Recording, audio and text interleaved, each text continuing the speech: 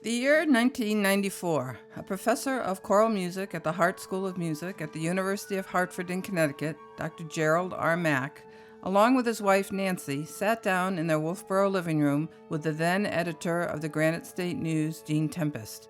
She wanted to interview them about their recent trip to Eastern Europe, where Gerry had just conducted a very successful series of choral concerts. During that interview, Gerry also shared his dream about starting a music festival in Wolfboro.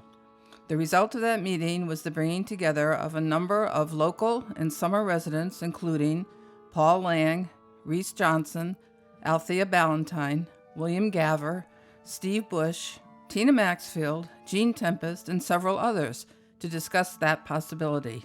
The result, the birth of the Great Waters Music Festival. Founder, choral director, artistic director, conductor extraordinaire, teacher, mentor, and member of the board of the festival, Dr. Mack passed away 2 weeks ago. Tonight, as we gather together for an evening of celebrating 27 years of the organization he founded, we also celebrate Gerry's remarkable life and his extraordinary legacy. Born in Rochester, New York, the son of a Baptist minister and a mother who was an accomplished musician in her own right, Gerry began playing the violin at the age of 7. By the time he was in high school, he had founded and was conducting his own choral group, and the rest is history.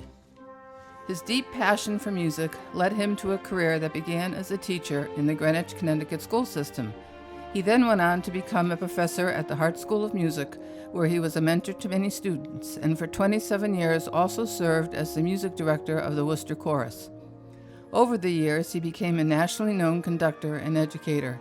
He performed some of the world's greatest choral and orchestral masterpieces in such places as Carnegie Hall, the Lincoln Center, the Royal Albert Hall, Jordan Hall, St. Patrick's Cathedral, the Washington National Cathedral, Notre Dame Cathedral, and Victoria Hall in Geneva, Switzerland.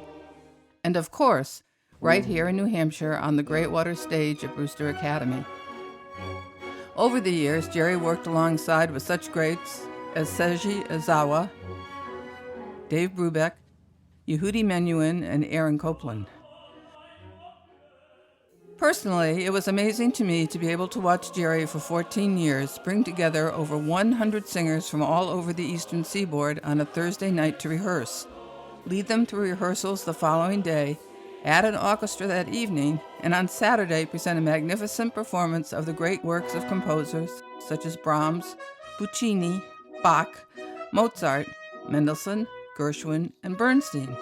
If you were fortunate enough to attend any of the festival chorus and orchestra performances, you may also remember that in addition to presenting several masterworks, Gerry also brought you the music of World War II and the music of Broadway. In his retirement, Gerry served as the executive director of the Nantucket Community Music Center for 5 years, and also served on the Nantucket Art Council. And in 2014, he was the recipient of the Alfred Nash Patterson Lifetime Achievement Award presented to individuals who have made exceptional contributions to choral singing and its culture within New England. Gerry was so very enthusiastic about Great Waters. He was always open to offering new programs, several of which you have already enjoyed this season. I ask that as you enjoy this evening and the wonderful music that will follow dinner, that you will please help us continue the legacy he has left for you all to enjoy. Thank you for your support.